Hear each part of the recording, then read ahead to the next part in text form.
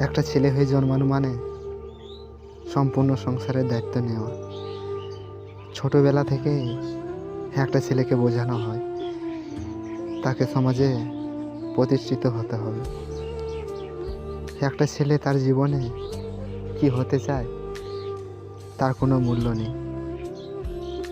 ছেলে হয়ে জন্মানো কি যে কষ্টের তা কেবল মধ্য পরিবারের ছেলেরাই জানে।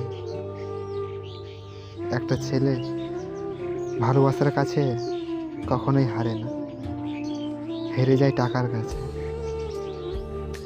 একটা ছেলের আর্থিক অবস্থা ভালো না হলে নিজের প্রিয় মানুষটাও ছেড়ে চলে যায়।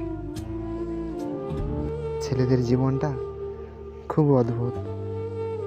সবার সাথে মিশলে কেউ দাম দেয় না, আবার কারোর সাথে না মিশলে সবাই বলে ভ্রমণ হয়ে গেছে।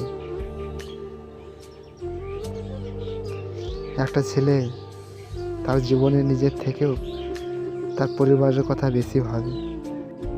একটা ছেলে ঘরে বসে থাকলে নিজের পরিবারও বলতে বাকি রাখে না।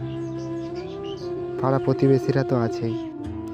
একটা ছেলের জীবনে কতটা ডিপ্রেশন থাকে তা কেবল একটা ছেলেই জানে। একটা ছেলে